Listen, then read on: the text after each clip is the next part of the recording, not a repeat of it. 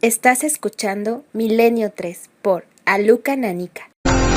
Cruzamos el océano como lo hicieron otros hace muchos siglos, buscando sorpresas, buscando aventuras, buscando amistad, buscando historias para contar, buscando reencantarnos con la realidad, buscando la riqueza cultural y antropológica de un montón de países que están ahí dispuestos a enlazarse en ese puzzle maravilloso que se llama radio y que es posible gracias al esfuerzo de Unión Radio, de la cadena SER y, cómo no, hay que decirlo, de todos y cada uno de los que han intervenido alguna vez en Milenio 3 y de todos y cada uno de los que han apoyado a este programa. Son tantas personas que sería imposible rememorarlas esta noche tan importante. Son tantos y todos están en la memoria.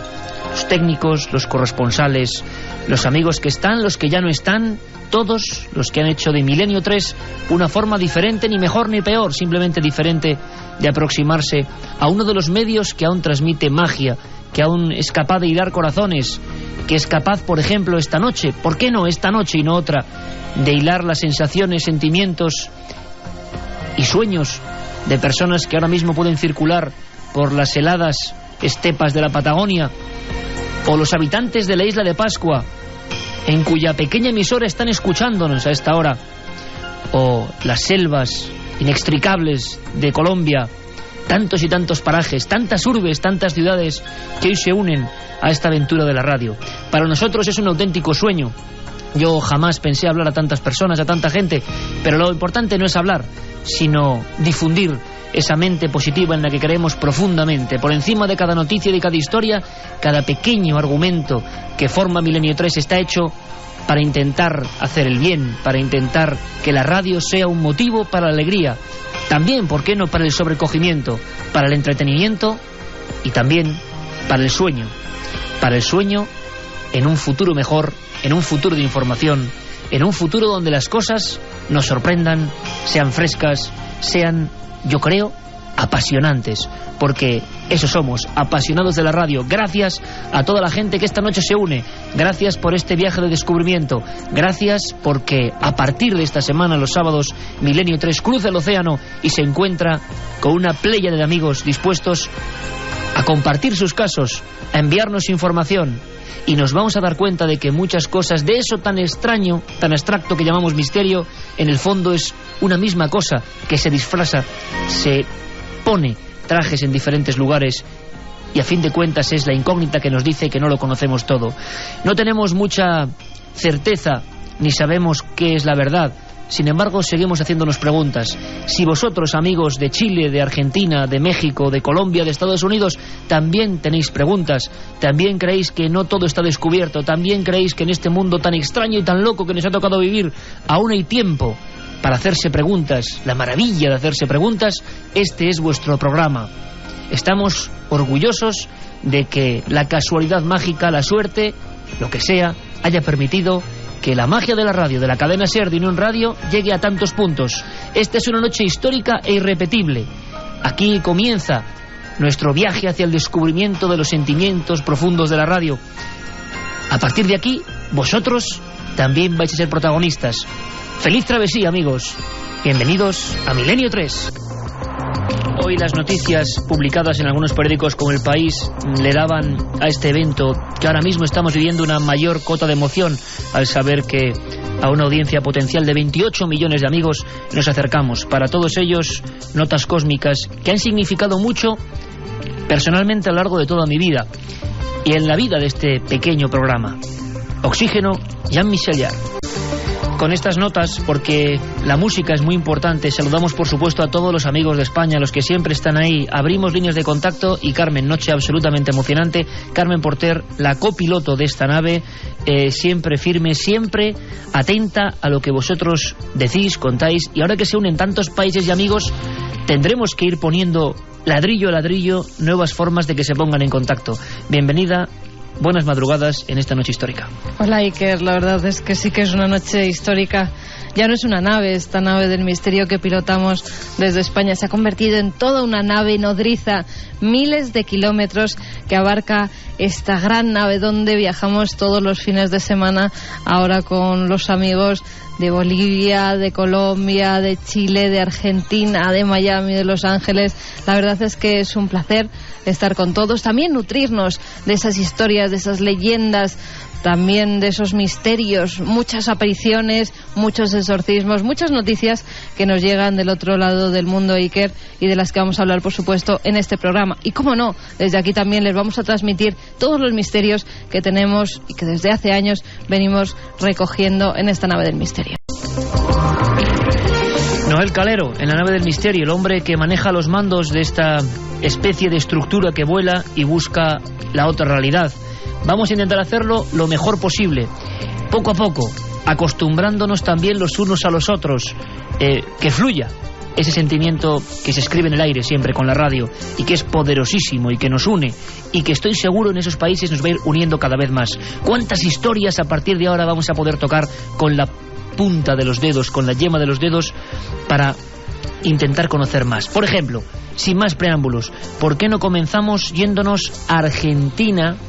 Vamos a escuchar algunos indicativos de las radios que se unen a esta aventura, cada una de ellas con corresponsales. Hoy no pueden entrar todas, habrá algunos amigos que entran la próxima semana. Argentina, un país con historias absolutamente asombrosas. Algunos de los grandes casos del misterio los ha dado este país, inmenso, grande, lleno de cosas por descubrir. Ahí tenemos a un buen amigo, pero vamos a escuchar cómo suena Continental Radio, donde se va a emitir esta señal. Continental. Gente de palabra.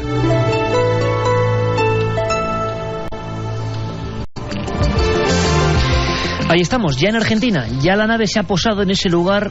¿Qué podíamos hablar? Claro, es que serían prácticamente titulares, ¿no? De un país inmenso, lleno de historia, y por qué no decirlo, lleno de misterio y de pasión por los misterios. Algunos de los grandes libros que se han escrito sobre estos temas han surgido allí. Un gran país, lo decías tú, es el 7º más grande del mundo y el 4º más grande de América. Su superficie total es de 3.747.247 kilómetros cuadrados. Tiene alrededor de 38,9 millones de habitantes y solamente en Buenos Aires, la capital, viven 14 millones de personas. Vamos a tocar asuntos que se desarrollen en la Pampa, también en la selva subtropical, en las tierras de Chaco, en la región andina de las montañas o, como no, en esa Patagonia, en esa meseta ubicada en el sur del país. De ahí surgieron muchas figuras, muchas historias, pero lo importante es ya no solo saludar a nuestros amigos, que van a ser las voces de esos países, sino, bueno, que ellos nos cuenten. Y hay sorpresas, creo que hay sorpresas. Desde Continental Radio, la voz de Argentina, para Milenio 3 Internacional, nuestro compañero allí, Fabio Junco. Fabio, buenas noches. Buenas noches, Iker, un gusto estar aquí con ustedes.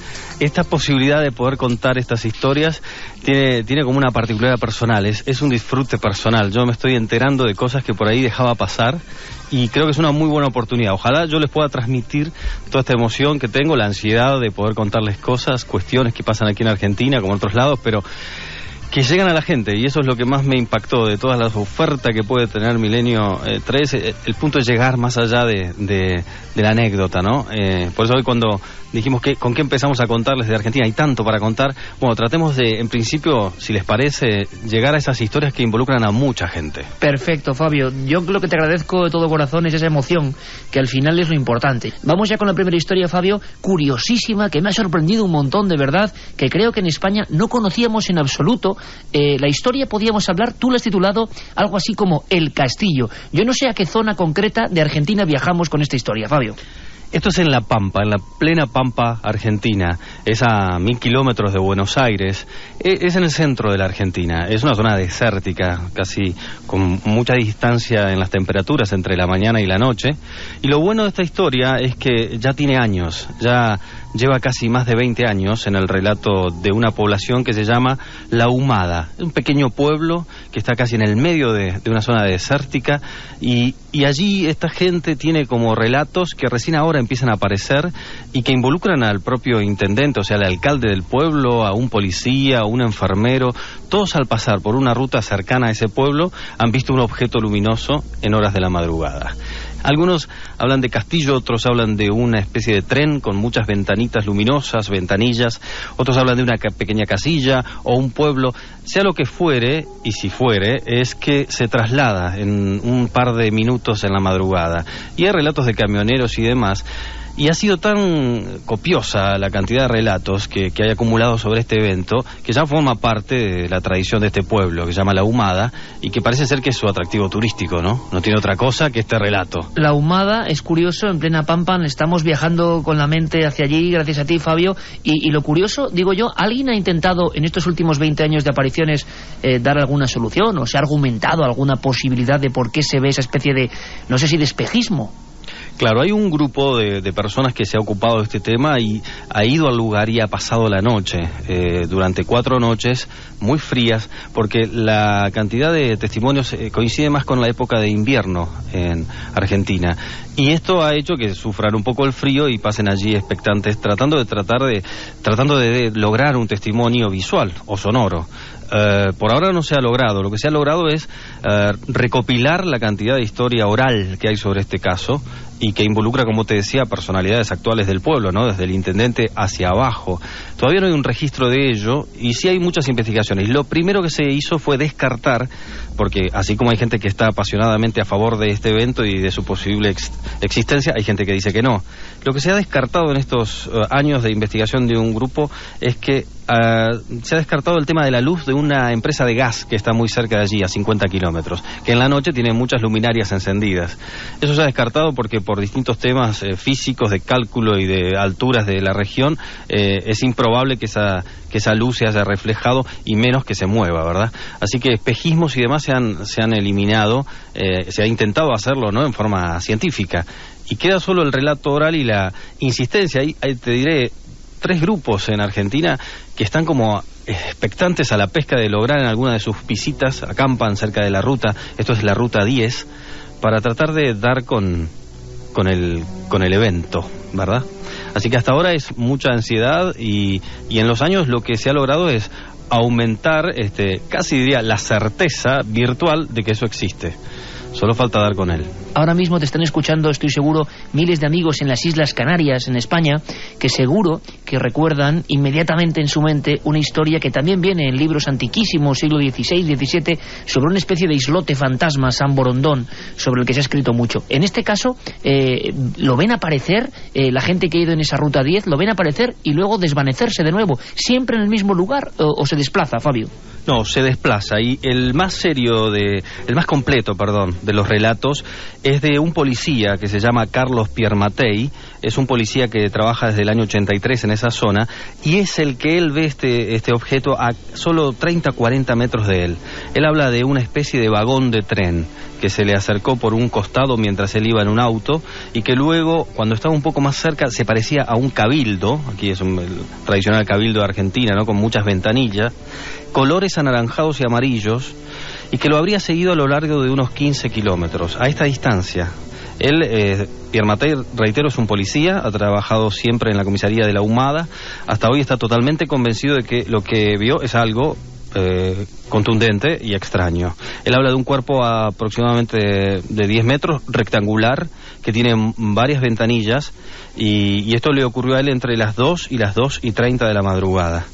Ese es el caso más detallado de los testimonios, de los que te relaté, y todos hablan de esto. O en el pueblo, cuando vas a recopilar información, es el punto de o tren luminoso, o hablan de un ómnibus luminoso, siempre que está en movimiento. Y otros dicen o un cohete con ventanillas, o como un barco en el desierto, o finalmente como un castillo, porque parece que tiene luces superpuestas. Esto es lo que se ha visto y lo interesante para mí es que el pueblo lo lleva como casi un estigma. No tenemos fotos ni videos de esto, pero tenemos que contarles que existe, eso dicen en el pueblo. Y lo interesante que he logrado destacar del relevamiento que he hecho hasta ahora, porque la idea es encontrar estos testimonios y compartirlos con ustedes en un futuro, es justamente que para ellos es algo muy personal esto, no se quieren exponer a los micrófonos porque son un objeto de burlas. Algunos prefieren callar y sumar todos los testimonios que van encontrando, pero a más de uno en ese pueblo le ha pasado ver ese evento en la noche. que no tiene que ser nada amable, porque la persona que está viéndolo eso en mitad de la ruta 10, en plena oscuridad, en la pampa, en un lugar pues bastante, como tú indicabas, desértico, tiene que ser impresionante. Ahora mismo, Fabio, y esta es la magia de la comunicación, recordamos y nos están recordando cientos de sucesos parecidos en nuestra piel de toro en España, con lo que quiere decirse que estos fenómenos, sea lo que sean, se repiten dando igual el lugar, la procedencia, la religión, la ideología, lo que sea. En diferentes partes del mundo y culturas se ve lo mismo. Un castillo, un pueblo, de verdad que es un lujo empezar con esta historia, porque nos demuestra que sigue habiendo casos por investigar, antropología pura, que eso también es misterio, y que la gente lo sigue viendo. Por último, Fabio, ¿cuánta gente más o menos crees tú que ha podido, en un sondeo, imagino que a vuela pluma, en un sondeo muy global, no se pueden tener datos concretos, ver este castillo en los últimos 20 años, o este pueblo fantasma? Y segundo, ¿los últimos casos se tiene referencia de cuándo han sido? Con nombre y apellido hay 8 testimonios, y a ellos vamos a ir. Y después tenemos la historia del inicio, sería 1979, 3 camioneros que lo lograron observar muy cerca de ese pueblo. Y este dato es muy importante porque fue antes a la existencia de la gasífera, de la empresa de gas. Esto ocurrió mucho antes. Y los últimos testimonios hablan de esto de 2004. 2004. Agosto de 2004, es el invierno de aquí de Argentina. Y en este caso involucra a un enfermero con quien vamos a... Obviamente tenemos que rescatar la mayor cantidad de testimonios para seguramente detectar algo que es algo en común, ¿no? Esto de las muchas ventanitas en un objeto alargado o rectangular. El último es un enfermero, es el que lo vio en agosto del 2004, ¿no? El nombre es García Hernán. Así que trataremos de sumar esto, porque digamos, los avistajes incluyen numerosas repeticiones conocidas. Lo interesante sería conocer también cuánta más gente lo ha visto y no se anima a confirmarlo, ¿no? Claro. Y tal vez en off, o no, con un micrófono y demás, se suelta, se libera y lo admite. Porque eso es lo importante en este caso, porque el pueblo está... No solo, ahora ya no tan conmocionado. Si mañana aparece alguien y cuenta otra vez lo vi, no sería una conmoción, sino más que nada una confirmación en el tiempo de que es un evento que parece les pertenece. Y lo interesante, te cierro en este caso, es que aquí no hay como un trasfondo histórico. En esa zona donde se ha visto desde la ruta 10 este objeto, esta luz, no hay nada que uno pueda decir en el pasado hubo una civilización o demás, como ha ocurrido aquí en Argentina en sitios arqueológicos donde hay historias parecidas. Interesante ese apunte. En este caso es desierto puro, y solo la cordillera argentina, allí después de La Pampa sigue Mendoza y ya de ahí a Chile. Es una zona desértica, así que no hay ninguna, por lo menos hasta ahora, ¿no? Uno no puede atribuir o especular con algo en el pasado. Sabes de historias de trenes donde a veces se habla, ¿no?, de una vía muerta, de que en otra vez hubo una vía y por ahí puede haber una conexión. Por aquí y hasta ahora, con lo que se ha investigado, no sé, es desierto puro, así que esto es una luz que debe tener, si existe, alguna otra motivación. Interesantísimo y fascinante, de verdad. Fabio Junco va a ser la voz de Milenio 3 de este programa internacional en Argentina, un país que tiene tanto que enseñarnos, tanto que contarnos, y tenemos tanto que aprender también de sus historias. Pues en cuanto haya testimonios, nuevos descubrimientos, nuevos hallazgos, seguiremos la pista. Fabio Junco, que te espero la próxima semana y te mando un fortísimo abrazo desde aquí, desde España. Un fuerte abrazo y un gusto estar con ustedes. Suenan los acordes de una banda sonora prodigiosa, La Pasión. Y es que algo une a todos estos países que han formado la gran familia milenaria a partir de esta noche mágica. Una de las figuras claves, más apasionantes, más llena de misterio, que más toca la fibra sensible, y lo han demostrado libros recientes como El Código Da Vinci y tantos otros. En el fondo, todo lo que toque a ese personaje excepcional, que siempre es noticia, aunque hayan pasado 2007 años de su nacimiento, Jesús de Nazaret. Habitualmente contaremos cosas y casos que tienen que ver con la religión. Plantearemos, si os apetece, si queréis, amigos, una sección sobre enigmas del cristianismo, una de las religiones que sin duda tiene más áreas luminosas y oscuras, como todas las religiones, pero que podemos indagar casi como si fuésemos arqueólogos de la radio. Noticia de última hora. Hallada, atentos amigos, tumba de Cristo. ¿Es posible, Carmen? El pasado viernes el diario israelí Yediot Aharonot publicaba una noticia que dejaba impactado a todo el mundo. 2 reconocidos documentalistas afirman haber hallado la tumba de Jesús de Nazaret. Sincha Jacobovici y James Cameron han rodado un documental, La cueva donde sepultaron a Jesús, en el que intervienen renombrados arqueólogos, expertos en documentos históricos y especialistas en material genético. Pues bien, en él se asegura que en una cueva del barrio Tapillot de Jerusalén se encuentra la tumba de Cristo. Al parecer, esta cueva, que fue descubierta en 1980, ha sido datada y tiene una antigüedad de 2000 años. En su interior se hallaron 10 féretros, 6 de ellos con inscripciones que incluyen los nombres Jesús, hijo de José, Judas, hijo de Jesús, y 2 instancias del nombre María. Por todo ello se piensa que en la tumba reposaron Jesús de Nazaret, su madre María, María Magdalena y un posible hijo de Jesús. Si las conclusiones de la cinta resultaran ciertas, el hallazgo sería uno de los más importantes de la historia y sacudiría profundamente el conocimiento histórico de los primeros años de la era cristiana. Todo el material de estudio se encuentra guardado en Beit Shemesh, cerca de Jerusalén, a cargo de las autoridades de antigüedades de Israel. El próximo lunes se presentará en Nueva York el documental, sus investigaciones y 2 de los féretros hallados en esa cueva. Vaya teletipo, vaya noticia. Pero no es la única tumba de Jesús. Muchos han argumentado que había otras tumbas de Jesús. En Cachemira, por ejemplo, el famoso libro Jesús vivió y murió en Cachemira, de Andreas Faber-Kaiser, el malogrado investigador germano-catalán. O, por ejemplo, en Francia, la tumba de Dios. La pareja James Cameron, director de Titanic y otras grandes películas, y Sincha Jacobovici, es bien conocida. Es más, nosotros hicimos un especial en la televisión de aquí en 4 sobre el Éxodo. Esta es una segunda parte, me parece muy arriesgado, y los amigos de España nos conocen ya perfectamente y saben entender que esta noche es especial y que estamos presentándonos todos a esa nueva gran comunidad que nos abre sus brazos. Ellos ya saben que somos muy críticos y que no nos duele prendas en decir de repente que esto pues puede ser una soberana confusión. Muy críticos a veces para los demasiado crédulos y muy crédulos para los muy críticos. Por lo tanto, no está mal. Pondremos en tela de juicio como hacemos, y vamos a hacer esta noche con un lugar muy típico de Misterios de América, la Cueva de los Tallos en Ecuador, y vamos a ir comprobando que no es oro todo lo que reluce, que hay noticias que nos impactan, que conmueven el mundo, pero luego ¿en qué están basadas? Queremos tener esas pruebas, queremos conocer la verdad. La tumba de Cristo, ni más ni menos. Al mismo tiempo que leíamos esto, abríamos líneas de contacto y llegaban cientos de correos electrónicos. Vamos a dar momentáneamente, propondremos una nueva vía de contacto para todos los amigos de América, pero de momento milenio3 con número @cadenaser.com, milenio3 con número @cadenaser.com. Si nos queréis contar vuestros casos, vuestras historias, si queréis que investiguemos cualquier tipo de tema que puede tocar Milenio. ¿Y qué temas toca Milenio? Todos los que habitualmente no se cuentan. Los misterios, la antropología, la leyenda, la arqueología, la criminología, las conspiraciones, la historia. Tantas y tantas cosas que no nos han contado bien y que por lo menos queremos disfrutarlas.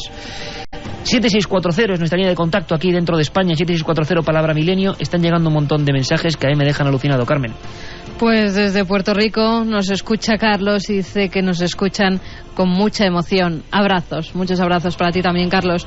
Hola, milenarios, soy de Argentina y en La Pampa dicen que hay una base OVNI, nos informa Lucas. Qué alegría saber que la nave del misterio sobrevuela Argentina. Mi más cálida bienvenida a nuestra tierra tan llena de mitos y leyendas. Silvia Becén, desde Buenos Aires.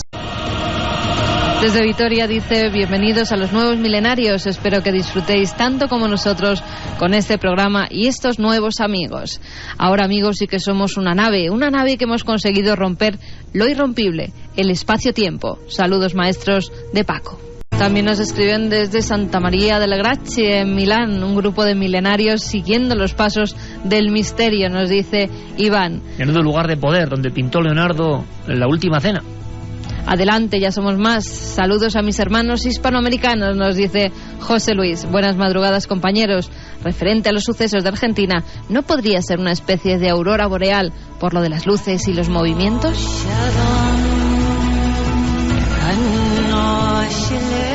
Hola, me llamo Jenny. Gracias a vosotros tendremos algo más en común que escuchar mi madre y yo, que la tengo un poco lejos, en México. Os mando un beso muy grande a todo el equipo. Qué bonito que en este tiempo de eterno conflicto entre todos los seres humanos, la radio consiga que tanta gente se una, ¿eh? Es emocionante. John, que nos dice: hola, queridos amigos, os estoy escuchando desde Manhattan. Aquí también hay muchas casas encantadas. Edson de Brasil nos dice: mi familia política os está escuchando desde Acapulco y yo desde Valença do Minho, en Portugal, al lado de Tui. Tui, donde tantos años pasó la monja de Fátima, ni más ni menos, Sor Lucía. Por cierto, que un abrazo para todos, muy especial para todo este equipo, para Carlos Cala, para Teo Rodríguez, para Guillermo León, pero para todos. Digo Guillermo León también porque estará ya combinando todos los dígitos de ikerjiménez.com, www.ikerjiménez.com, el lugar donde también podéis tener acceso a todas las informaciones que vamos a ir difundiendo en este programa. ¿Y ahora te parece que vayamos a Colombia, Carmen?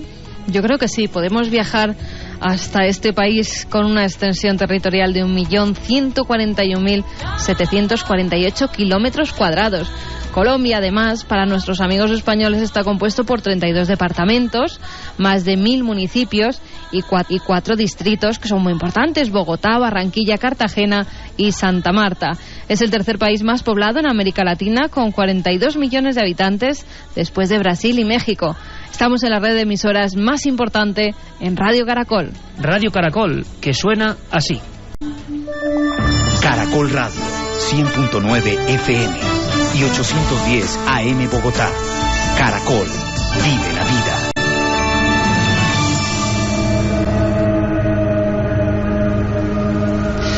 Y vamos a tener casos de todo tipo. Si antes en Argentina hablábamos de lo que antiguamente en La Pampa podía llamarse la luz mala, una especie de castillete o de figuras, lo que parece un pueblo fantasma, nos vamos a ir dando cuenta, y va a ser el gran aprendizaje de esta aventura. El gran aprendizaje va a ser que nos damos perfecta sintonía de que, caramba, lo que hemos oído tantas veces en nuestro país, desde donde emitimos, desde la nave central de Madrid, pues ocurre en otras partes del mundo, con gente a miles de kilómetros, y lo que describen es exactamente lo mismo.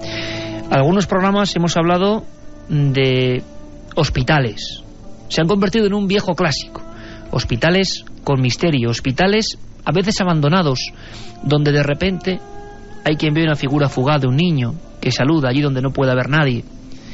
La figura de una religiosa, de una monja que todavía sigue vagando por esos pasillos oscuros, donde solo hay recuerdos y algunos viejos expedientes médicos revoloteando. Los hospitales antiguos, los hospitales del dolor, donde parece que algo quedó concentrado, han sido un material interesante para los investigadores de ayer y hoy. Y ahora los amigos que nos escuchan en Chile, en Colombia, en México, en Argentina, en Estados Unidos, saben que hay hospitales donde pasan estas cosas. Pero pocos son noticia a nivel de primera plana en los periódicos. En Colombia ha ocurrido. Creo que en Colombia vamos a tener a uno de los más activos corresponsales, porque es un país virgen en muchos sentidos del misterio, donde hay muchos casos en zonas remotas y donde también hay gente que es capaz de irse hasta allí a buscar la noticia. Va a haber muchas sorpresas en Colombia, amigos, muchas. Allí está Norberto Vallejo y creo que nos quiere hablar de un hospital que parece que está siendo noticia por motivos insólitos. Caracol Radio, ni más ni menos. Don Norberto Vallejo, buenas noches. Buenas noches, Iker, es un gusto real de saludarle, de tener este contacto directo a través de las ondas con Madrid, con muchos países de Latinoamérica, con los demás compañeros en Latinoamérica. Es un gustazo tenerlo y seguramente de aquí en adelante vamos a marcar un hito en lo que respecta a este tipo de programas como lo es Milenio 3. Estamos convencidos, Norberto, que va a ser además gracias a vuestra ayuda, gracias a este puzzle un poco cósmico que hemos formado, pues cientos de miles, millones de amigos que nos escuchan, y Colombia ha sido un país que ha dado algunos temas clásicos del misterio muy interesantes, pero tú me has sorprendido, Norberto, y eso es lo más bonito que puede pasar, que en la primera conexión yo ya esté sorprendido, porque me hablas de empleados de un hospital importante, San Juan de Dios, en la capital, en Bogotá, pero que están pasando cosas. Ese lugar ahora es noticia por otro motivo, ¿verdad, Norberto? Desde luego, Iker, el problema del Hospital San Juan de Dios, que es uno de los hospitales institucionales de la capital de la República, quizás de los primeros hospitales, desafortunadamente pasa por un momento muy mal económicamente debido pues a problemas de burocracia que tienen que ver pues con medidas del gobierno. Este hospital es un hospital fantasma en este momento, como lo decía anteriormente Iker, era sede el Departamento de Investigaciones de Manuel Elkin Patarroyo, el descubridor de la vacuna sintética contra la malaria. Hoy en día habitan muchos de los trabajadores de este hospital por temor a ser despedidos por no asistir al trabajo, aunque no hay trabajo. Esto es contradictorio.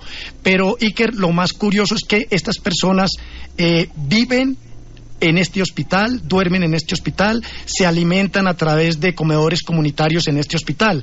Y ellos mismos, por boca de ellos mismos, es que nos dicen que hay fantasmas. E inclusive hay algún fotógrafo que intentó tal vez tomar fotos en las que en la revelada pues se veían luces totalmente blancas que ellos mismos le dan los titulan como si fueran fantasmas reales del hospital. Lo sorprendente, Norberto, lo que nos deja un poco helados también es que la situación es tan mala que ha habido una especie entonces de encierro voluntario. ¿De cuántas personas, Norberto? Pues se dice que son más de 150, porque el hospital es inmenso. El hospital inclusive, si me pudiera entender, son como dos hospitales en uno, hospitales para adultos y hospitales para niños. Entonces, como este hospital por medidas del gobierno lo cerró, entonces la gente no se va a sus casas porque ellos siguen cumpliendo su horario como si estuvieran laborando para ver cuándo se les soluciona el problema económico y se les da las respectivas indemnizaciones, porque parece ser de que el hospital no va a funcionar más. Y lo que está ocurriendo es que en esa situación tan extraña a nivel de trabajo han empezado a ver cosas, a ver fantasmas, pero ellos definen algo en concreto. ¿Se han encontrado más de una persona en algún lugar concreto con alguna figura o algo parecido? Desde luego, y que lo que pasa es que es como lógico que en un hospital donde nace y muere, o sea, están las dos cosas de la vida y la muerte, ese equilibrio, es como lógico que los mismos enfermeros y las enfermeras y los médicos escuchen voces, escuchen quejidos, escuchen pasos y en últimas que están viendo fantasmas.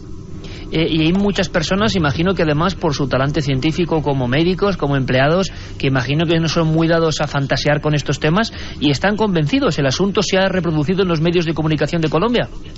Constantemente. En su momento se hablaba de que en el hospital hay fantasmas.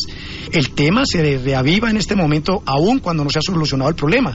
Y si usted habla, y tenemos la oportunidad, porque sé que vamos a tener la oportunidad de dialogar con algunos de sus habitantes, entre comillas, nos van a hablar de sus experiencias con fantasmas y con los ruidos extraños que ellos constantemente experimentan.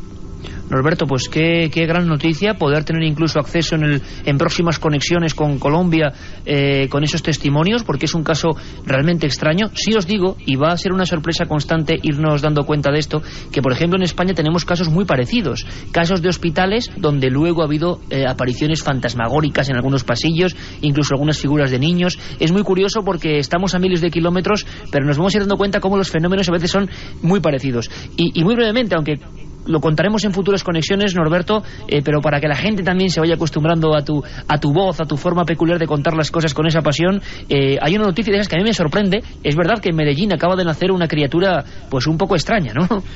Hombre, que sí, es simpática la noticia, es curiosa y lo va a decir como titula la prensa nacional.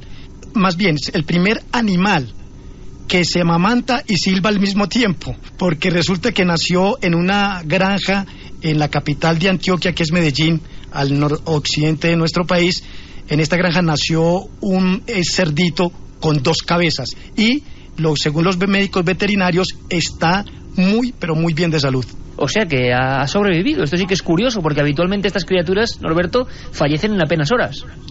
Hasta el momento lo que se recibe, las noticias que se reciben y los reportes de nuestros compañeros y colegas en Medellín es que el bebé lo tienen ya como la mascota preferida de la familia dueña de este cerdito, que sin ir muy lejos se trata de Sebastián Montoya, el dueño de la granja y por ende el dueño de la nueva mascota de la familia. Curiosísimo, Norberto, un cerdo bicéfalo que bueno, ha causado expectación, como siempre cuando hay estos nacimientos de animales suele ocurrir. Lo raro es que sigan viviendo durante un tiempo, ojalá, larga vida a este animalito, por supuesto. Y hay una cosa importante, Norberto, en Colombia yo sé que hay una gran fascinación por estos temas, los ovnis siempre presentes, ¿verdad, Norberto? El fenómeno ovni, sea lo que sea, que no sabemos lo que es, siempre ha estado presente en los cielos de tu país.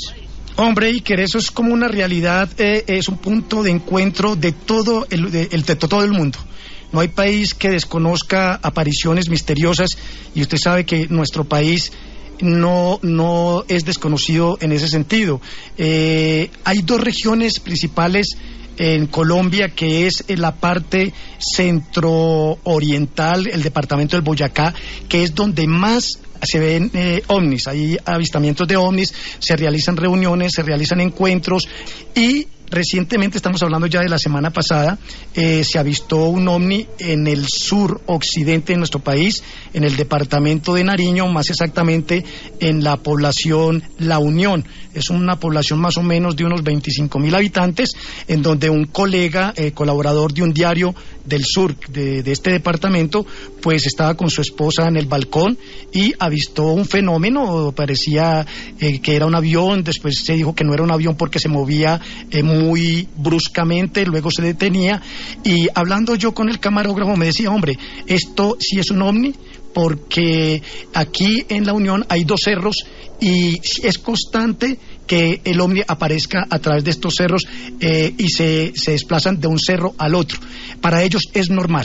Para ellos ya están acostumbrados a ver este tipo de percepciones o de percibir este tipo de experiencias, Iker. Pues va a ser una auténtica aventura, Norberto, en tu compañía poder adentrarnos en algunos de esos misterios, en algunos testimonios. En 3 pinceladas hemos comentado un país del que muchas veces, lo sabéis bien, nos llegan noticias pues de otra índole, y qué bonito es saber que hay misterio, que hay antropología, que hay cultura, que hay curiosas tradiciones y que el misterio está ahí.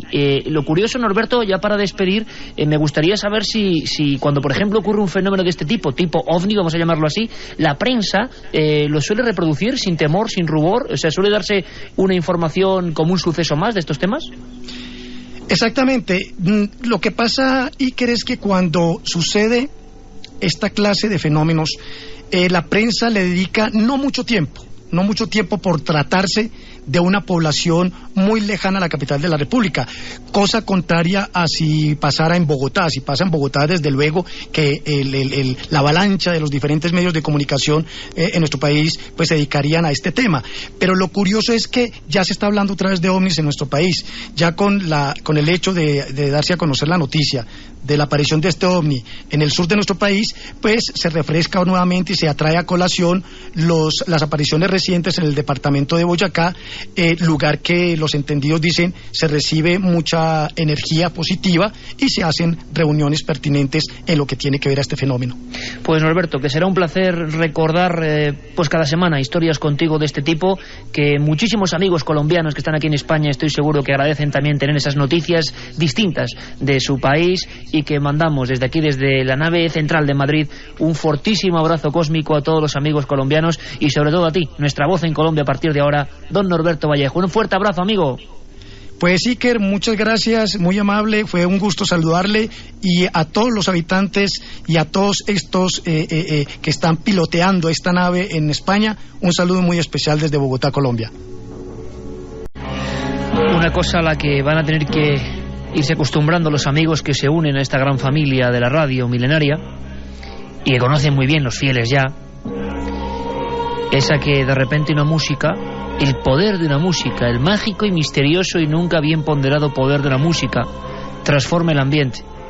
Ahora puede haber en la misma ruta 10 de Argentina, donde aparece el misterioso castillo, un hombre circulando con su coche. O como decíamos, en la Tierra del Fuego, en Ushuaia, en el último rincón del planeta, en ese pequeño pueblo helado donde pone un cartel que dice fin del mundo, pueden estar escuchándonos. En los desiertos enigmáticos de Atacama, donde culturas hace 2000 años grabaron extraños seres mirando al cielo, en esos ranchos militares que todavía están ahí, puede haber gente escuchándonos. Y toda esa gente sabrá que la música es capaz de variar nuestro pequeño universo.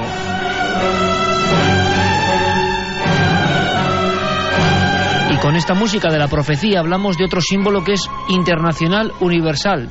666, el número de la bestia, por desgracia nunca pasa de moda, y ese nombre que hace que un escalofrío común recorra, en este caso, miles de kilómetros, el anticristo. Decenas de adeptos del grupo sectario Creciendo en Gracia acudieron a varios centros de Miami a tatuarse el número de la bestia, ya que su líder, José Luis de Jesús Miranda, ha declarado ser el anticristo.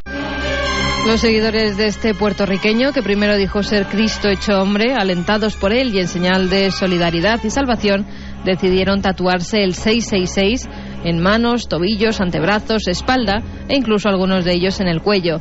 Muchos eran menores de edad. Además, han asegurado que este acto no tiene nada de satánico ni negativo, que simplemente José Luis de Jesús Miranda es un anticristo, una versión mejorada de Cristo con un nuevo evangelio. Los adeptos además vestían camisetas en las que se podía ver el retrato de su líder y debajo una frase que clamaba: "El Señor ha llegado". Otros además vestían camisetas, gorras con ese número maligno, el 666. Demostración. Miami va a ser otro de los puntos, junto con Los Ángeles, que se unan a esta aventura de la radio, de que las mentes calenturientas, extrañas y totalmente fuera de la realidad existen en cualquier lugar, da igual. Da igual el entorno, da igual que sea una pequeña favela a un chalet importante. Los vericuetos de la mente humana nos muestran que hay sectas tan absurdas y extrañas que se graban el 666 en el cuello. Y muchas veces, y desgraciadamente a veces tenemos que informar de eso, la proliferación del mundo del oscuro, de ese lado satánico que la verdad es que no nos gusta mucho, ni nos gusta hablar de él, pero está ahí. Hay una cosa importante: en Milenio las dramatizaciones van a tener una parte fundamental en esta nueva andadura. A lo largo de los últimos 4 años, 3 años y medio, 4 años, hemos hecho unas 40 dramatizaciones. En el último tramo, en esta última temporada, Teo Rodríguez y Carlos Cala han tomado el relevo, y yo creo que la gente nueva que se une va a disfrutar mucho de estas historias. Algunas, como las de Teo, son pequeñas piezas de auténtico terror, porque el terror también forma parte de ese desconocido que está ahí, nebuloso, que nunca se cuenta, pero que nos atrae. Y la radio, a diferencia de la televisión y de cualquier otro medio, profundiza de tal forma en los sentidos del que nos oye que es capaz de hacerle creer, vivir esa aventura.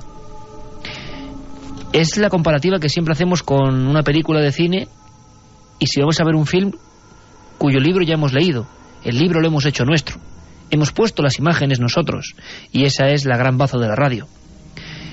El equipo de producción de la cadena SER va a ser otro de los clubs de amigos que van a estar aquí con nosotros siempre. Un equipo de actores y de realizadores que, con voces prodigiosas y efectos que yo creo que van a merecer mucho la pena, trazan en el aire, en el éter, sus historias. Historias que bien pudieron ser verdad y a veces son completamente verdad. Y queremos que estas dramatizaciones que recuperamos allá por el año 2003, cuando casi nadie creía en estos asuntos de la dramatización, se había quedado algo antiguo, enganchen también a mucha gente de América. Y podéis proponer vuestros casos, claro que sí.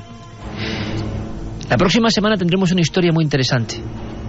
De momento esta, Teo Rodríguez, nuestro Edgar Allan Poe particular, nos ha dejado un recuerdo, una especie de indicativo sobre el miedo, que también forma parte de una manera de sentir nuestro programa, parte de nuestro programa. Esta especie de hilera de voces son pequeños fragmentos de historias que han pasado por aquí. Historias que seguiremos emitiendo, claro que sí. La próxima semana, en 7 días, tendremos otra que nos pondrá la carne de gallina. Nuestra misión es informarnos, entretenernos, aprender siempre algo, pero también, ¿por qué no?, de vez en cuando, pasar miedo. Miedo como el que se expresa aquí. El miedo no se define. El miedo se siente. Vete de aquí. Te hará gritar. ¡No! ¡Lucía! Te perseguirá. ¡Que alguien me ayude! Te hará ver cosas Había alguien en la habitación de la cría. que otros no ven. ¿Con quién hablas, Sara? ¿Tú no los ves? Entonces te harás preguntas ¿Pero qué está pasando aquí? que de momento No puede ser.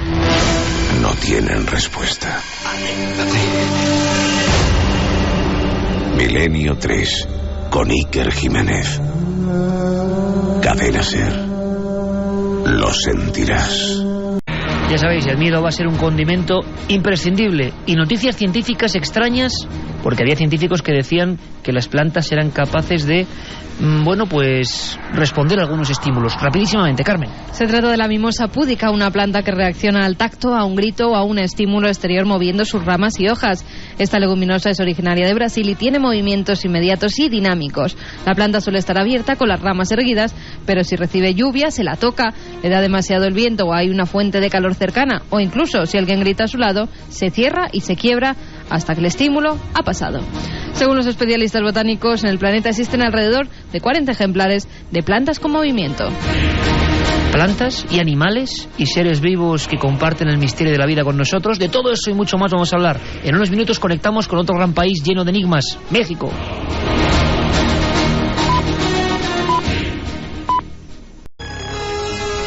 Hace no mucho tiempo hablábamos en Milenio 3 de un hallazgo ocurrido en las entrañas del México DF. Una aparición, tuvo que ser así, por lo menos para los ojos de los arqueólogos que estaban realizando algunas obras de acondicionamiento, que se metieron en un túnel oscuro, y lo decíamos así, con ese polvo que se eleva cuando uno lanza el martillo, el escópolo, contra algunas paredes que han estado ahí selladas durante siglos. En esa especie de bruma un poco fantasmagórica, contaban los teletipos que había aparecido en el año 2003 una figura del dios Micantecutli, el dios de los muertos, el dios de los abismos oscuros, el dios del lado más crudo de la realidad, rodeado de decenas de pequeñas momias o esqueletos de niños. Aquello tuvo que ser impresionante, y quizá por eso, con esa visión de un país absolutamente, en algunos núcleos, urbano, pero que incluso a un golpe de martillo en el subsuelo guarda muchos secretos, muchos misterios, nos aproximamos a México con esta canción dedicada al inquietante mundo de los aztecas que Evangelis llamó Mask, la máscara. Creo que en México tenemos no a uno sino a dos buenos amigos. Ahora contamos la feliz casualidad. México, ¿qué decir de este país en torno al misterio?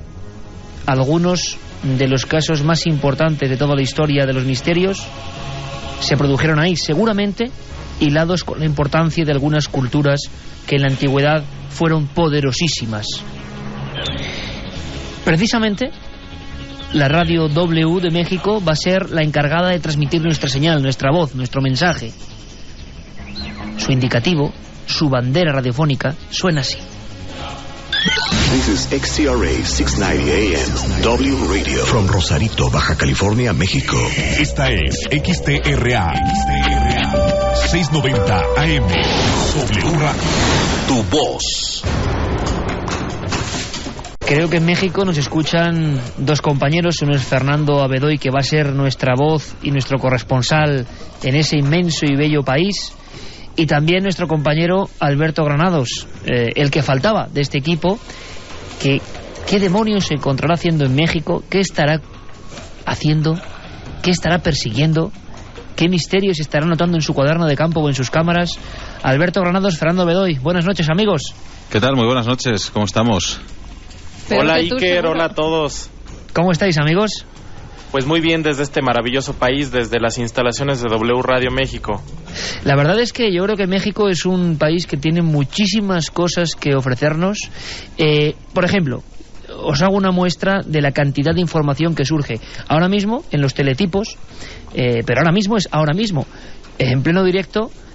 nos cuentan que, por ejemplo, una serpiente pitón, esto tiene que ver con la zoología, ha sido capturada suelta en México y estaba provocando una gran inquietud y una gran ansiedad. Carmen, es que está saliendo ahora mismo por Teletipo. Pues sí, una serpiente pitón de aproximadamente 1,5 metros de largo ha sido capturada en una céntrica calle de la capital mexicana. El animal ha sido visto alrededor de la 1 de la madrugada por una patrulla de policía cuando estaba en la acera en una transitada avenida del bosque de Chapultepec. Los agentes avisaron a la brigada de vigilancia animal para que expertos en animales lograran capturarla. Esto de la serpiente, ¿la habéis visto vosotros, compañeros? Pues no la hemos visto, pero sí conocemos la información. Fue en la avenida Constituyentes, que es muy cerca de la residencia oficial de Los Pinos y del bosque de Chapultepec. La encontraron estos oficiales que de momento, cuando la vieron, se asustaron mucho. Llamaron al servicio de protección civil y ya ellos fueron por el animal y lo remitieron a un zoológico. Oye, Alberto Granados, compañero, ¿cómo te está entrando en México? Creo que fenomenal. Menuda comitiva que habéis formado allí en busca de los misterios, ¿no?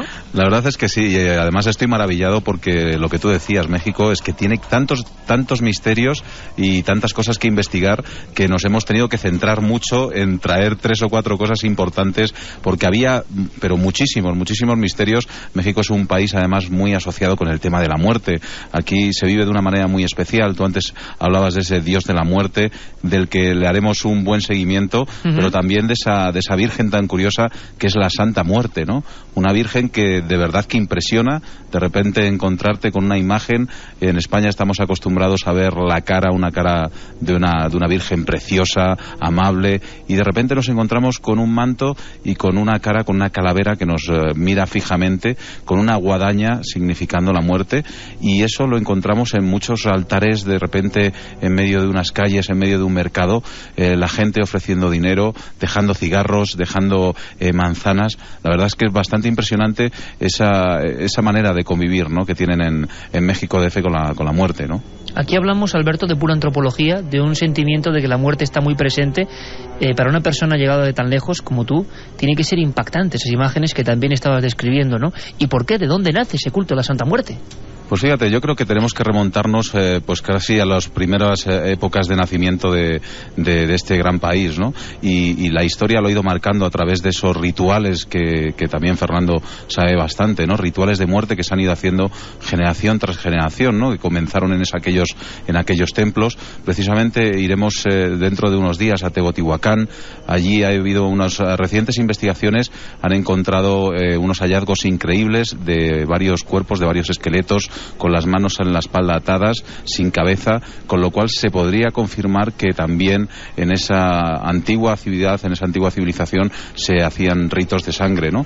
Pero yo tengo reflejado, fíjate, tengo aquí uno que me ha llamado mucho la atención, un hecho histórico que narraban los cronistas indígenas, que tuvo lugar en el Cerro de Tepeyac, estaba ubicado al norte de la Ciudad de México, y antes de la conquista los antiguos mexicanos rendían culto ahí, precisamente en ese lugar, a una diosa llamada Tonacín, cuyo nombre significa la madre de los dioses. Su fiesta se celebraba en los meses de septiembre, octubre, y acudían devotos pues de todos los alrededores, ¿no? Tonacín era la diosa de las medicinas y de las plantas curativas, recibía culto especial por parte de los médicos y de los curanderos, así como los adivinos que decían la buenaventura a los niños según el día de su nacimiento, y bueno, pues también la adoraban los que echaban la suerte con granos de maíz, los que adivinaban el futuro viendo el agua, en fin, todos aquellos que vaticinaban el futuro o realizaban actos de adivinación, ¿no? Pues todos los años se le celebraba una fiesta y para tal efecto se conseguía una mujer, probablemente una esclava, a la cual aderezaban con diversos ornamentos, quizá los que eran propiamente atavíos de la diosa. La danzaban y le llevaban muchas ofrendas, entre ellas exquisitos alimentos para la que divinidad se los comiese. Bueno, pues a continuación, Iker, esto sé que te va a dejar impresionado, se le daba muerte a esta doncella y la desollaban. Un sacerdote se vestía con la piel de la muchacha y se paseaba con ella delante de todo el pueblo.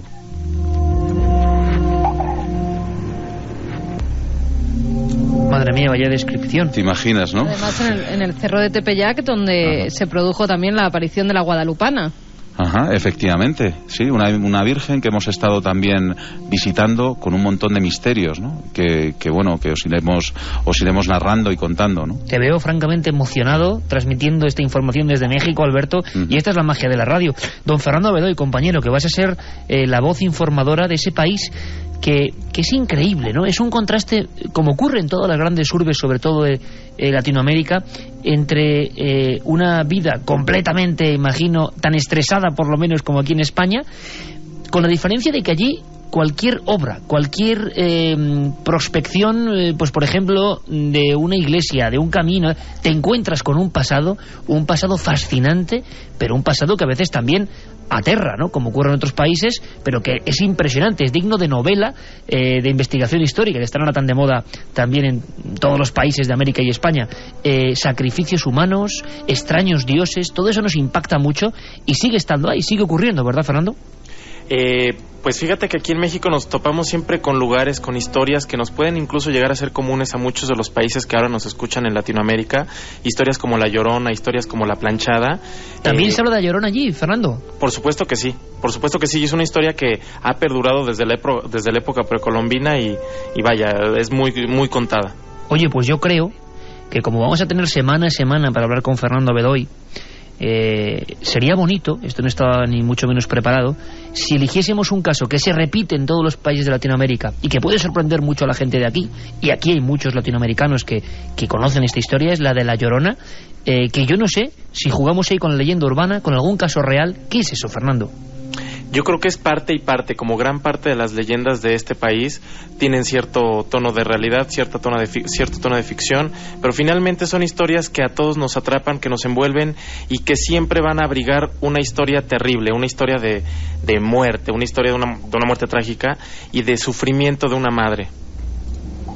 Una madre que persigue, que va llorando y que va clamando por sus hijos perdidos. Sería un poco la figura que se ve en diferentes lugares de México, Fernando. En todo el país y en gran parte del continente latinoamericano se ve esa imagen de una mujer vestida completamente de blanco que va recorriendo las calles exclamando la frase "ay mis hijos", con un tono con mucha lamentación. Y además fíjate, Iker, que es a través también de la historia, ¿no? Porque ya decían que los descubridores, o sea, las personas que vinieron aquí hasta México guiadas por Hernán Cortés, ya escuchaban aquellos soldados esos lloros, ¿no? Ya en las crónicas de Hernán Cortés se aparece... Esos lloros, ¿no? Se escuchaban esos lloros cuando los soldados hacían guardia o cuando iban preparados para la batalla. De repente siempre se escuchaba el lamento y el lloro de una mujer, ¿no? Caramba. Fernando, incluso hablando de sacrificios, yo sé que estás preparando alguna información que ardo en deseos de conocerlo porque me ha dejado impresionado. Me lanzabas un titular prácticamente unos minutos antes de comenzar esta conexión: autosacrificios que tienen que ver con el erotismo en algunos lugares en México. Así es, un historiador ha descubierto aquí en México que además de las 12 diferentes formas de sacrificio que hacían las culturas precolombinas, descubrió que también había el autosacrificio erótico. Si quieres te lo cuento en otra ocasión. Ajá. Autosacrificio erótico, nos quedamos, si te parece, con esa duda, con esa pausa, ¿qué puede ser? Pero que nos va a mantener hilados con tu país constantemente en busca de informaciones, no solo de noticias, sino también, que es lo bonito, de escarbar en el pasado para intentar comprender también el presente y saber que antiguamente tenemos vamos a decirlo así, la mala costumbre de creer que los antiguos, en todos los países, eran unos completos ignorantes, que no sabían tanto como nosotros. En el fondo el hombre siempre se ha creído dueño del universo, y muchos nos equivocamos, porque había ciencia, cultura, tradiciones, cosas muy curiosas que nos pueden enseñar nuevas formas también de acercarnos a otra realidad. Así que, Fernando, te emplazo a que en unas futuras conexiones hablemos de esos sacrificios extraños, que estemos muy atentos, como no, a la actualidad ovni, que en México ha dado grandísimos sucesos muy bien conocidos y estudiados, y sobre todo yo creo que versiones antropológicas que nos impactan tanto como esa Santa Muerte, de la que queremos conocer mucho más, porque incluso dicen que en España algunas comunidades están trasladando también este tipo de adoraciones a la Santa Muerte. Y también otros rituales, o presuntos rituales, que al parecer se están llevando a cabo en Ciudad Juárez y que ahora están más de moda que nunca por esa película de Jennifer López, ¿verdad? Pero es que hace escasos minutos se ha dado la noticia de que otra mujer era encontrada en Ciudad Juárez asesinada, una chica de unos 30 años. Ciudad Juárez, ese lugar que se ha convertido en icono casi de la desesperación, de la muerte extraña. Aquí en el 2003 le dedicamos un programa íntegro, yo creo que uno de los primeros que se hizo en España, sobre el tema de Ciudad Juárez. Sigue habiendo incógnitas y, si te parece, Fernando, tendremos siempre mucha sensibilidad y un micrófono dispuesto para conocer qué demonios pasa en ese lugar, que no se pone coto a las muertes de mujeres, Ciudad Juárez, y últimamente se están también extendiendo las muertes a muchas ciudades del país, y por supuesto que estaré aquí informando a toda la gente de España y de Latinoamérica. Desde W Radio México, nuestro compañero, querido amigo Fernando Bedoy, que ya era un clásico de Milenio antes de esta aventura nueva. Don Alberto, que te veo muy impactado con algunas imágenes, con algunos iconos, y no me olvido de otro que tiene que ser también positivo, como la guadalupana, ¿no? Ajá, sí, como la guadalupana, que hay, bueno, pues un montón de estudios que se han realizado y del que también hablaremos, porque ha habido muchos descubrimientos increíbles, ¿no? Porque sabéis que la Virgen, bueno, pues la imagen está dentro de una tilma, que así le llaman ellos, que era la que llevaba el indio Juan Diego cuando se le presentó la Virgen. Esa imagen está en una tilma que está hecha de fibra de maguey.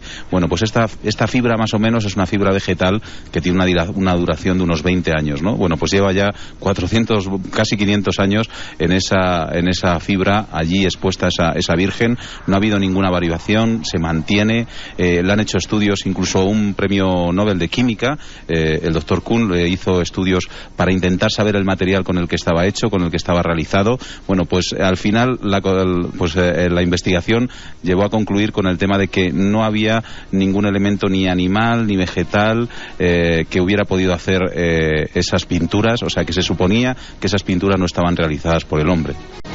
El misterio de la Virgen de Guadalupe, y como dijo en su día JJ Benítez, el misterio de los ojos de la Virgen de Guadalupe, porque dentro de sus ojos parece que se ve algo, ¿verdad, Alberto? Pues fíjate, 13 minúsculas figuras son las que están dentro de esos ojos, con diversas representaciones, pues desde ese indio Juan Diego que habíamos dicho. Todo fue porque en 1951 un pintor mexicano, bueno, pues estuvo allí mirando esta fotografía de la Virgen con lupa, o sea, sacaron unas fotografías, las estuvo mirando con lupa, y se dio cuenta que en el ojo parecía que había un pequeño dibujo, una pequeña miniatura, ¿no? Eso luego se ha investigado con otros sistemas, con escáneres y demás, y se ha llegado a la conclusión de que hay 13 minúsculas figuras. Nuestros seguidores de televisión lo podrán ver, de Cuarto Milenio lo podrán ver con atención, y cómo se distinguen esas figuras, que la verdad es que es bastante impresionante dentro, pues nada, de los ojos entornados de la Virgen, ¿no? ¿Quién mira? Muy curioso. ¿Quién mira desde dentro de los ojos de la Virgen de Guadalupe, y por qué quedó grabado ahí ese mensaje extraño que aún está por traducir? ¿Qué temas más apasionantes? Una Virgen además que ha sufrido diversos atentados y que se ha intentado acabar con ella con una bomba que iba metida dentro de un ramo de flores. Explotó todo menos la guadalupana, que no se dañó de ningún modo, y también otra vez se cayó resto de un líquido corrosivo que no dañó para nada tampoco ese ayate. Sí, un ácido clorhídrico. Fíjate, estaban limpiando el marco de metal que tiene alrededor la Virgen, cayó ese ácido dentro del manto, y ahora fíjate que curiosamente ese líquido está desapareciendo. O sea, la pequeña mancha que dejó va desapareciendo poco a poco, algo increíble para la ciencia, claro. Alberto, Fernando, ¿os dais cuenta de que cada pequeño tema que ha surgido en esta breve conexión con México es no para un tema de programa, sino para una novela? Claro, las historias en México son muy ricas. Y no hemos hablado de Cañitas, ¿eh? En la casa encantada más extraña, y donde, bueno, yo espero que nuestro compañero Alberto no lo pase especialmente mal, aunque me temo que tanto Alberto como Fernando seguramente pasen cosas, y queremos conocerlo aquí todo en vivo. Fernando, Alberto, queridos amigos, un abrazo cósmico a miles de kilómetros de distancia, unidos por la magia de la radio. Gracias por estar ahí. Un fuerte abrazo. Un abrazo. Un abrazo, Iker, un abrazo a todos. Vamos con algunos de los mensajes que nos llegan a esa vía de contacto. 7640, palabra clave Milenio. Espacio, y como siempre, vuestros mensajes para los comentaristas de Milenio 3. Y también vamos a abrir durante unas semanas hasta que tengamos otro correo donde puedan llegar todos los mensajes del otro lado del charco. Milenio 3 con número @cadenaser.com. José de Donosti nos dice: hola amigos, yo viví en México, en Puebla, la capital, y La Llorona era una historia muy común y terrorífica, como muchas otras. Jesús de Madrid, que ya está proponiendo cosas. Amigos de Milenio 3, un saludo para todos. ¿Existen parafonías obtenidas en lugares de poder de antiguas culturas americanas? Qué interesante, Jesús, qué interesante. Tomo buena nota. Luis desde Alicante, que nos dice: cuanta más gente os escuche, más mentes se abrirán. Nuri desde Madrid, enhorabuena por este aumento de familia, estoy segura de que aprenderemos mucho. Por cierto, ¿para cuándo podréis hablar del fenómeno Mothman? Es que recientemente además volvió a pasarse en una cadena nacional la película Mothman, la última profecía, y nosotros, claro, es que son ya 500 y pico programas de Milenio, dedicamos uno íntegro a la historia real del Mothman. Como ahora tenemos mucha información en Estados Unidos, seguiremos la pista del que llamaron Hombre Polilla y que en Point Pleasant, 1966, mes de noviembre, generó una serie de cosas que superan la ficción cinematográfica. Desde aquí, desde Zaragoza, os esperamos a todos vosotros como nexo de unión entre civilizaciones. Un saludo de los vigilantes de la Expo. Caramba, qué bonita frase nos has dicho. A ver si podemos hacer un programa en la Expo, ¿eh? Ojalá, porque además yo tengo familia, tengo ancestros maños, Tengo ancestros maños y lo llevo muy a gala, muy a gala. Por eso, algo de tozudez a veces tienen que soportar mis compañeros de equipo. Sería muy bonito estar en esa maravillosa fiesta que va a ser eso, una gran alianza de culturas. También nos preguntan qué tipos de rituales pueden hacer con esas chiquillas asesinadas en Ciudad Juárez. Tengo familia en el estado de Chihuahua y están aterrorizados. Sí, y además es algo que no para.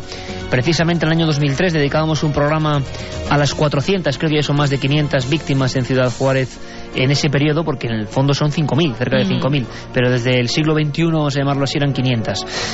Increíble, pero parece que bandas de psico-killers, satanismo, pura violencia de género, una serie de cosas que no explica cómo algunas estaban saliendo sus manos con uñas pintadas, las pobrecillas, las dejaban como un reclamo, otras les cercenaban un pecho, había algunas que tenían símbolos en la piel.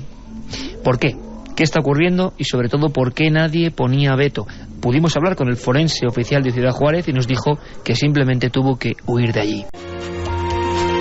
Y también hablamos con una de las mujeres de negro, esas mujeres, madres, hermanas, tías, abuelas, que cada día recorren aquellos parajes en busca de nuevos cuerpos. Menuda misión, ¿eh?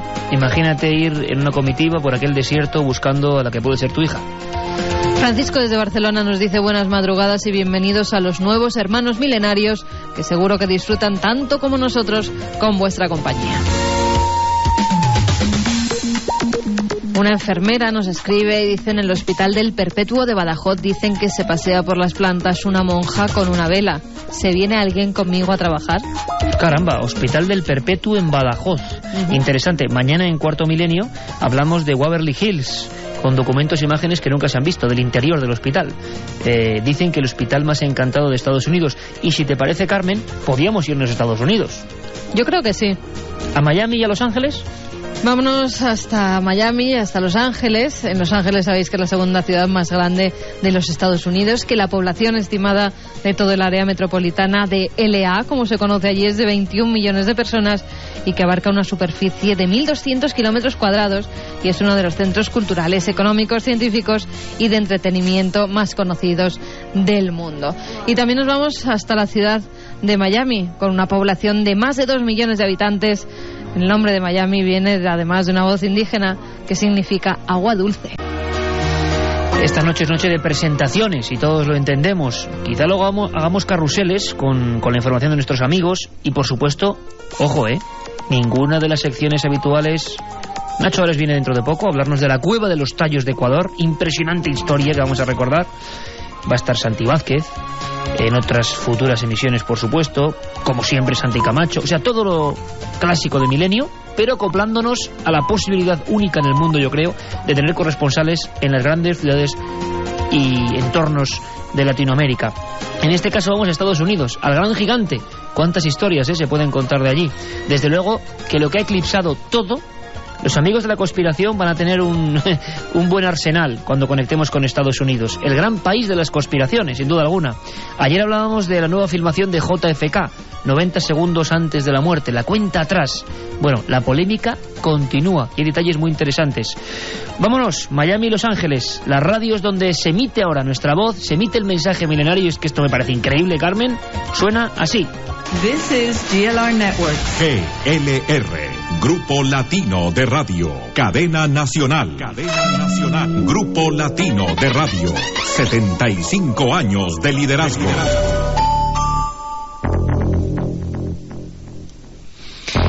Y tanto en Los Ángeles como en Miami, Juan Pablo Salas va a ser nuestro guía, nuestro compañero, tanto en el Grupo Latino de Radio como en GLR Networks.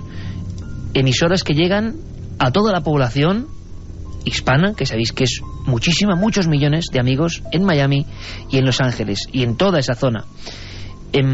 La cuestión es que tienen también mucho que ofrecernos. Conspiraciones, ¿verdad? ¿Quién mató a Kennedy? Lo preguntábamos ayer. ¿Nos engañan? A partir de ese suceso, de esa historia, de ese crimen, de ese asesinato, el público norteamericano empieza a no creerse todo lo que cuenta la televisión, evidentemente, y empieza a dudar de casi todo. ¿Fue Lee Harvey Oswald ese desequilibrado, aparentemente desarraigado, o hubo mucho más? Vamos a contar muchas historias de Estados Unidos, pero es que esta semana es de lógica. Primero, ¿por qué aparece esa filmación tanto tiempo después? Y segundo, ¿realmente hay detalles en esa filmación que implican que hay más conspiración de lo que pensamos? En Miami y en Los Ángeles, desde las emisoras de allí, coordinando todo en la zona, don Juan Pablo Salas, buenas noches.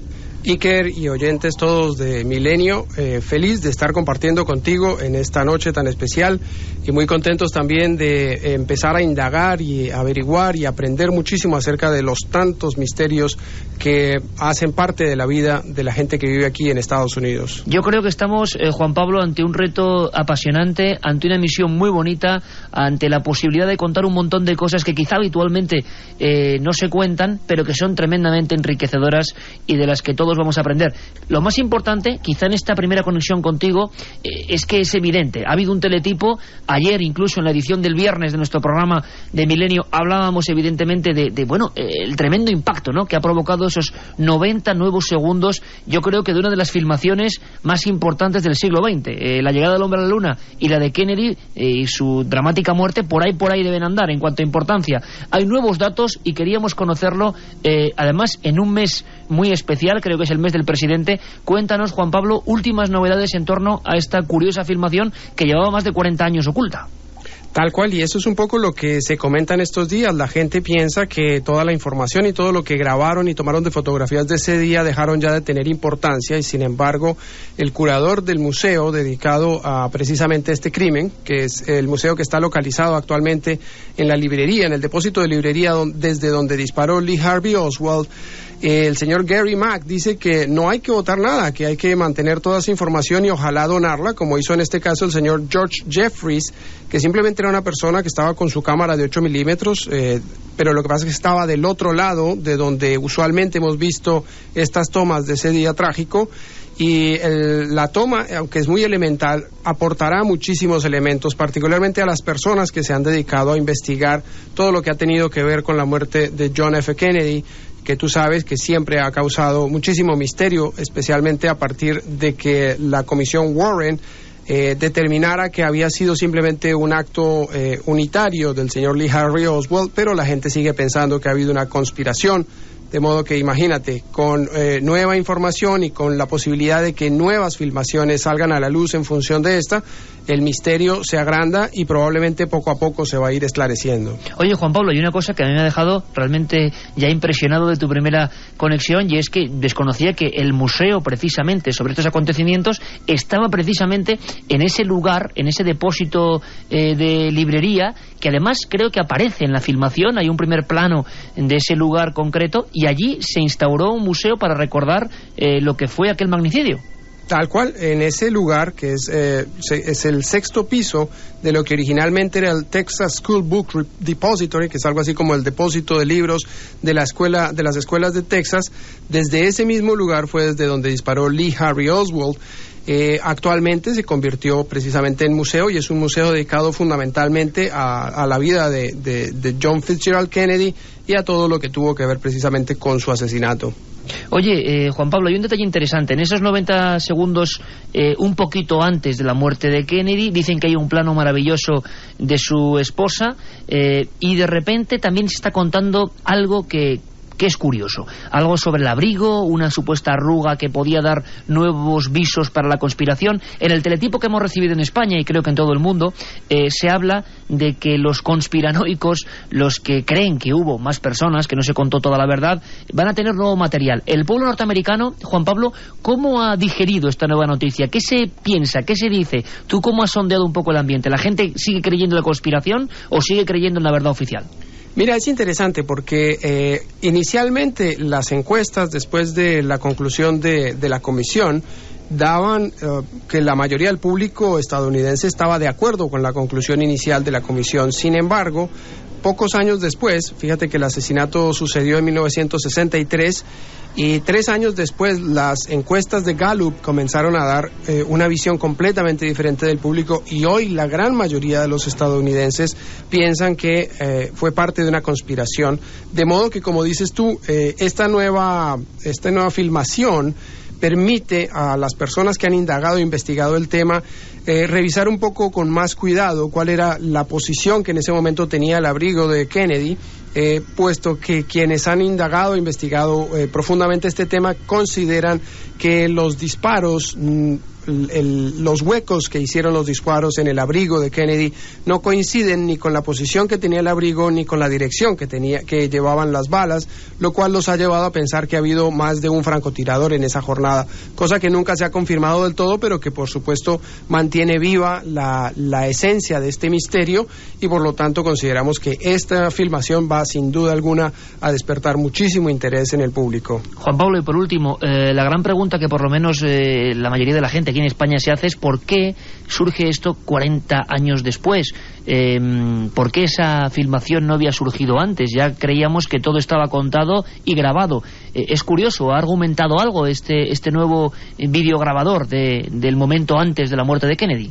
Sí, el señor Jeffries dijo que simplemente había considerado que, en vista de que no era una escena que tuviera que ver específicamente con el momento de los disparos, consideraba que no era realmente de gran importancia, pero que al cabo de los años se ha dado cuenta que esa filmación, aunque breve y aunque en una posición diferente, aporta elementos, y ha decidido, en compañía de su sobrino, que le va a hacer la donación al museo del sexto piso, como se llama, The Sixth Floor Museum. Ha entregado esta filmación porque piensa que es hora de que pertenezca al público y no que se quede en su casa, donde obviamente está perdida, guardada en una caja. Entonces él incluso hace un llamado a otras personas que probablemente estuvieron en esa misma jornada y que tampoco han entregado su material, a que hagan una donación similar, de manera que se pueda realmente tener todo el volumen de información que corresponde para poder ayudar a aclarar que ha sido uno de los más grandes magnicidios en la historia reciente de la humanidad. Es curioso, Juan Pablo, que la primera conexión que hacemos para ver el latir, el sentir de un país donde realmente las teorías de conspiración y las teorías diversas sobre poderes ocultos que manejan los hilos de la realidad pues son muy populares, es curioso que precisamente la primera que hagamos en esta aventura nueva de Milenio 3 a nivel internacional sea con la madre de todas las conspiraciones, y yo creo que uno de los grandes misterios del siglo XX. Seguro que será bonito repasar algunos grandes hitos que tuvieron lugar en Estados Unidos y quizá comentarlos pues con todos sus condimentos y con todos sus misterios. Juan Pablo, va a ser un placer contar contigo en esta nave del misterio, con tantos millones de amigos escuchándonos. Te enviamos un fortísimo abrazo desde España. Igualmente, Iker, para todos los oyentes y para ti un abrazo muy especial y bueno, lleno de todo el misterio que corresponde en una jornada como esta. WSUA 1260 AM, Miami. Radio Caracol 1260. Primera en información. Primera con nuestra gente. Una emisora del Grupo Latino de Radio. Hay personas que creen que ya está todo descubierto. Personas que piensan que ya no hay sorpresas. Nosotros creemos todo lo contrario. Creemos en pocas cosas. No es cuestión de fe. Buscamos información. Somos periodistas. Pero tenemos fe absoluta en que queda mucho por hacer y por descubrir, que la realidad en sus diferentes facetas siempre puede darnos una bofetada, amable o no, con datos que eran completamente inesperados. Y si uno analiza las noticias, esas que a veces quedan un poco al margen, se encuentra con auténticas perlas, como este hallazgo de un hombre que vivió hace 130.000 años. Un equipo de arqueólogos que se encontraba trabajando en el yacimiento de la Cova de Bolomor, en Tabernes de Valdigna, en Valencia, ha localizado el resto de un cráneo humano de hace 130.000 años. Este fósil, uno de los más antiguos de España, según los especialistas, es una pieza fundamental para estudiar la evolución humana en Europa. El hallazgo ha sido presentado en la sede del Museo de Prehistoria de Valencia y ha causado sensación ya que está datado en una época poco conocida a causa de la escasez de restos humanos que existen. Y panteras, los animales siempre protagonistas, nuestros amigos los animales. Decía Roberto Carlos aquello de quisiera ser tan civilizado como los animales, ¿no? 2 panteras. Varios transeúntes han asegurado ver 2 grandes panteras negras que caminaban cerca del centro atómico de la localidad de Ceiza, al sureste de Buenos Aires. Según los testimonios, los animales se encontraban buscando comida en un contenedor de residuos. Inmediatamente se alertó a las fuerzas de seguridad, ya que cerca hay centros deportivos, escuelas y jardines de infancia. Los testigos recordaron que hasta 1988 funcionó en las inmediaciones un parque zoológico privado que no tenía rejas. Se podía visitar solo cuando íbamos en los vehículos. El zoológico fue cerrado por las autoridades cuando un oso atacó a un niño y le destrozó un brazo, episodio por el cual se abrió un juicio contra los propietarios. Y es curioso porque aquí en España, en algunos puntos de Vizcaya, en algunos puntos incluso de Aragón, se habló de panteras. Incluso la Policía Autonómica Vasca llegó a disparar contra una de estas figuras, concretamente, si no recuerdo mal, en la población costera de Gorliz.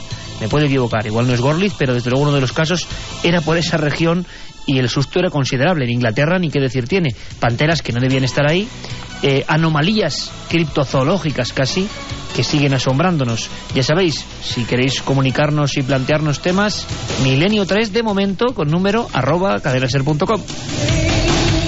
Ahora le voy a pedir al maestro Noel Calero que cambie radicalmente las sintonías, que nos metamos en la historia y que hablemos también de prehistoria. Fíjense cómo suena esto, Sorprendente, siempre Evangelis 1492, para hablar de una cosa que llegó a todo el mundo en la portada de un libro de Eric von Daniken, causando un revuelo sin precedentes. Eran unas extrañas planchas de oro donde precisamente panteras aparecían en relieve, y extraños seres cuya cabeza era un sol. Para algunos era el eco misterioso de una humanidad desconocida. Les hablo de la Cueva de los Tallos. Y he elegido esta ficha porque nuestro compañero en sistemas que tienen que ver con, vamos a decirlo así, el rastreo del subsuelo y de la antigüedad y sus misterios, director de la revista de arqueología, Nacho Ares, siempre tiene pequeñas fichas, a veces muy críticas. Atención, puede que haya muchos mitos que se nos caigan, que se nos deshagan como un castillo de arena, pero es nuestra misión. Les hablo de uno de los grandes mitos, o realidades, quién sabe. Lo cierto es que en la provincia de La Morona, Santiago, en el cantón de San Juan Bosco, a una altitud de 800 metros, en lo que llaman falda septentrional de la cordillera del Cóndor, hay un túnel vertical que mide 63 metros. Allí anidan unas aves nocturnas que se llaman tallos. Por eso, desde tiempo remoto, aquel lugar surcado en toda esa serranía se le llamó Cueva de los Tallos. En 1969, el 21 de julio, un descubridor llamado Jan Moritz firmaba un acta notarial en ese mismo túnel, indicando que era la entrada a un mundo extraño donde había una biblioteca de oro, ni más ni menos. Y en ese acta notarial podemos leer: he descubierto valiosos objetos de gran valor cultural e histórico para la humanidad. Los objetos consisten especialmente en láminas metálicas que contienen probablemente el resumen de la historia de una civilización extinguida, de la cual no tenemos, hasta la fecha, el menor indicio. En esa misma región vivían los shuaras, o jíbaros, célebres por ser reductores de cabezas. Muchos de ellos desaparecieron hacia el año 1000 a.C. Y este ejemplo, y esta perla, y esta muestra es el espíritu mismo de la América desconocida e ignota. Curiosamente, y es que nada es casualidad, hoy me he dado cuenta yo, ese acta notarial del descubrimiento de la entrada a la Cueva de los Tallos está fechado el 21 de julio de 1969. Entre el 20 y 21 de julio de 1969, exactamente el mismo día, el hombre llegaba a la Luna. Exactamente el mismo día. El hombre que pisó la Luna quiso también penetrar en la Cueva de los Tallos. El comandante Armstrong dirigió en el 76 una comisión para investigar el fondo de esa supuesta biblioteca de oro, que sigue siendo un misterio. Para algunos una engañifa, para algunos los turistas son engañados con planchas de oro que ni siquiera son oro, y en el fondo todo es una historia mítica. ¿Qué sabemos de la Cueva de los Tallos a día de hoy en el 2007? ¿Tenemos que pensar en un mito? les presento la sección de Nacho Ares, esa arqueología maldita. En julio de 1969, Juan Moritz descubrió la entrada a un complejo de túneles subterráneos en un punto desconocido de la región amazónica de Ecuador. La Cueva de los Tallos, nombre que recibe este lugar, es para los indios jíbaros el centro del mundo, el emplazamiento de una antigua civilización que hace 250.000 años habitó el planeta desapareciendo para siempre sin dejar huella. Erich von Däniken hizo muy popular la existencia de la Cueva de los Tallos en su libro El oro de los dioses, publicado en 1972. Entre sus páginas no solamente se relataba su vivencia junto a Juan Moritz en el interior de la cueva, sino que también ofrecía pruebas tangibles en forma de fotografías de aquellos objetos legados por la misteriosa civilización desaparecida. Para Juan Moritz, la Cueva de los Tallos fue el hogar de una civilización americana primigenia. Entre las pruebas aportadas por él y por Däniken había fotografías de placas de oro con extraños grabados. Una de esas placas era el dibujo de una pirámide en la que, según Däniken, se podía ver en su interior el enterramiento de antiguos astronautas pertenecientes a la misteriosa civilización. En 1976, una expedición científica británica investigó los lugares mencionados por Däniken en su libro. Lejos de encontrar los restos de una civilización milenaria, los geólogos se toparon con una red de túneles totalmente naturales, en donde solamente había restos de artesanía indígena local. Por desgracia, el fallecimiento de Juan Moritz en 1991 y la ambigüedad del testimonio de von Däniken, quien llegó a reconocer a la BBC que nunca había estado en la Cueva de los Tallos y que todo lo que contaba en su libro no era más que una licencia literaria, nos ha privado de muchos detalles sobre la realidad de esta misteriosa cueva. En la actualidad, aunque hay algunos elementos que son dudosos, nadie da crédito a la existencia de tan sofisticada civilización en esta parte de América. Al igual que sucedió con las piedras de Ica, las famosas placas doradas con extraños grabados no tienen antigüedad ninguna y no pueden considerarse más que simples recuerdos para turistas. Nos aproximamos ya a la recta final, nos queda la ciencia, porque este programa no rehuye de la ciencia de vanguardia, la ciencia que explora, la ciencia que investiga, la ciencia que se asombra como nosotros con las facetas asombrosas de esta realidad, la que está ahí buscando nuevas respuestas, la que no niega por negar, sino la que investiga. Antes de la ciencia, Carmen, noticia triste, siempre las hay. Una vez más, sacerdote condenado por exorcismo. Un sacerdote de la Iglesia Católica Ortodoxa de Rumanía, Daniel Petru, ha sido condenado a 14 años de cárcel por realizar un exorcismo que acabó con la muerte de una monja.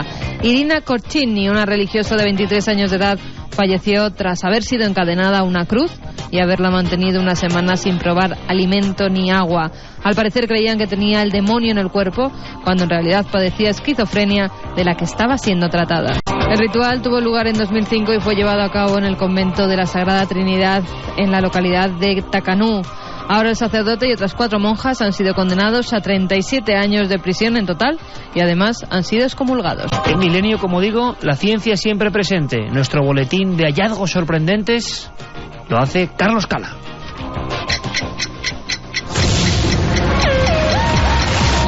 Esta semana nos ha sorprendido una noticia que une más a los seres humanos con los monos. Un grupo de investigadores ha descubierto en Senegal a varios chimpancés que usan lanzas para cazar a otros primates. Las afilan con los dientes y pinchan con ellas a sus presas para sacarlas de sus escondrijos. Hasta ahora se sabía que los chimpancés, el pariente genético vivo más próximo al ser humano, con el que comparte más del 98% del ADN, empleaban utensilios para romper la cáscara de algunos frutos y para pescar termitas. No obstante, nunca se había observado entre ellos el empleo de un utensilio sofisticado para cazar, como es el caso de una lanza. Y atención a los temores de la Unión Europea en torno a la gripe aviar. Según los expertos comunitarios, más de 1 millón de europeos podría morir si se produjera una epidemia de este tipo con una virulencia similar a la registrada en 1918. Además de esto, hasta un 30% de la población del viejo continente dejaría de trabajar si el virus H5N1 muta y causa una epidemia. Gran parte de ellos serán enfermos. El resto, personas sanas que tendrán que dejar sus ocupaciones para atender a los demás. Los responsables sanitarios de la Unión Europea han planteado 2 objetivos esenciales en caso de epidemia: que las personas que primero se infecten reciban antivirales en las primeras 48 horas y que la vacuna contra el virus esté disponible a los 6 meses de comenzar el brote. La ONU y numerosos organismos internacionales están investigando la posibilidad de desviar la trayectoria de un asteroide que se dirige a la Tierra y que rozaría nuestra órbita en abril del año 2029. El asteroide, de unos 300 metros de longitud, se llama Apophis y el riesgo de colisión en ese momento con el planeta es de 0. No obstante, 7 años después, en 2036, debido a la perturbación producida por su acercamiento, la probabilidad de impacto aumenta a una entre 50.000. En 2029, Apophis pasará a unos 38.000 kilómetros del centro de la Tierra. Imagínense, la Luna está 10 veces más lejos, a 384.000 kilómetros. Si un asteroide de este tamaño llegara a chocar contra nuestro planeta, podría provocar una gran destrucción localizada e incluso afectar al clima. Todos los esfuerzos se están destinando a investigar cómo mover a Apophis y desviarlo de su ruta lo suficiente como para que deje de representar una amenaza para la Tierra. Un equipo de pescadores de Nueva Zelanda ha apresado en aguas del océano Antártico un calamar gigante de 450 kilos, quizás el de mayor tamaño jamás capturado intacto. Sus ojos tienen el tamaño de neumáticos y mide 10 metros de largo. Los calamares gigantes, pertenecientes como su hermano más pequeño y la sepia a la familia de los cefalópodos, son una de las criaturas más misteriosas de las profundidades del mar. Nadie sabe a ciencia cierta hasta qué tamaño pueden llegar a crecer, ni tampoco su longevidad, pese a los numerosos estudios practicados hasta ahora en animales muertos de este tipo. Un ave estadounidense ha demostrado su capacidad de planificar el futuro con antelación, al igual que hacemos los humanos. Expertos de la Universidad de Cambridge han llevado a cabo un estudio que demuestra que estos pájaros tienen conciencia del concepto de tiempo y pueden imaginar el futuro y obrar en consecuencia. Hasta ahora, la planificación consciente se había considerado una facultad exclusiva de los seres humanos. Estas aves son capaces de prever cuándo tendrán que enfrentarse a una época de escasez de alimentos y actuar consecuentemente almacenando víveres. Y terminamos con dos de esas curiosidades que a veces nos brinda el reino animal. Por un lado, en una granja de Inglaterra ha nacido un pato con 4 patas, debido a una extraña mutación genética. El pato ha sobrevivido, se alimenta y corre por todas partes con sus 2 extremidades funcionales, mientras que las otras 2 cuelgan detrás. Se trata de un caso inusual, aunque ha habido otros en el mundo, incluso entre los seres humanos. De hecho, hace poco menos de un año que nació en Berlín, en Alemania, un niño con 12 dedos en las manos y 11 en los pies. Uno de cada 6.000 niños nace con un dedo de más en cada mano, pero nunca se había visto un bebé con un dedo de más en uno de sus pies. El fenómeno se llama polidactilia y normalmente va acompañado de problemas renales. En este caso, el bebé alemán se encuentra en perfecto estado y ya se le ha amputado el dedo que le sobra en el pie. Pues precisamente ahora mismo en la pantalla que tenemos aquí en el ordenador está apareciendo la fotografía de ese prodigioso calamar de media tonelada y 10 metros de largo. Y uno simplemente puede decir aquello de que Verne, aunque no le creían, efectivamente tenía razón. Una fotografía con ese mar un tanto gélido, imagino, esas aguas de tono verdoso y de repente una criatura de tono rosáceo con sus tentáculos que emerge todavía. Yo no sé si estaría viva en el momento de la captura. Sí, imagino en el momento que no. Que la capturaron, sí. ¿Sí? Fue al subirla cuando ya murió. Impresionante, porque eso está temible, ¿eh? El Architeuthis, ese animal que en algunas de sus especies, tiene, como el Taningia danae, tiene garfios que pueden desgarrarnos perfectamente una pierna o partir un tronco humano por la mitad si se aferrasen a él. Recuerdo perfectamente cuando perseguíamos el calamar gigante en un barco del Museo de Ciencias y del CEPESMA, buscábamos, ¿verdad?, en las aguas de Gijón. Y nos decían algunos de los integrantes de aquella comitiva inolvidable que, claro, se podía intentar acercar uno al calamar gigante y meter microsubmarinos, pero había una gran duda, tanto en Nueva Zelanda como en España, donde estaban haciendo los intentos de rastreo. Y es que muy al fondo de los abismos, que yo creo que el abismo marino representa perfectamente que no conocemos nada de nada, la criatura puede no tener 10 metros, sino 20. Y una criatura con ese pico, porque su boca acaba en un pico, esos garfios, ese material cartilaginoso, rodeando de repente al submarino, si quisiera podría hacerlo apelazándolo, sumergiéndolo y que éste no volviese a la superficie. O sea, que toda nuestra tecnología, todo nuestro avance que nos permite sondear esos fondos marinos, al final se topaba con el gran misterio de la naturaleza. Julio Verne, cuando publicó 20.000 leguas de viaje submarino, creían que era un visionario, luego, misteriosamente, muchos de sus hallazgos, de sus profecías, se han ido cumpliendo. Y nosotros creemos que estamos cerca de ese sentimiento que tenía Verne, el utilizar la fantasía para, quizá, adivinar el futuro. Fotografía impactante como final de este programa, de esta conexión, de esta presentación. Desde luego que las secciones habituales, todas, estarán de nuevo con nosotros. Lo que era lógico esta noche era saludar. Eso que los compañeros, por ejemplo, de Chile se incorporarán la próxima semana. Había una cosa que me hace mucha ilusión, Carmen, es que hay una emisora en la isla de Pascua que emite nuestras voces. ¿Te imaginas? Junto a los Moais. Hacer un programa ahí junto a los Moais, el micrófono de la SER en uno de ellos. Pues ojalá. Sería maravilloso. No es mal eslogan, lo decía un compañero, Luis Álvarez. El Moai con los cascos y el micrófono de la SER. Carmen, que bueno, pues encantado de participar en esta aventura contigo, con Alberto, con Noel, con todos. Yo creo que va a ser maravilloso este nuevo descubrimiento de la magia de la radio. La próxima semana aquí y el próximo sábado para toda América. Un placer como siempre, Iker. Un abrazo, amigos.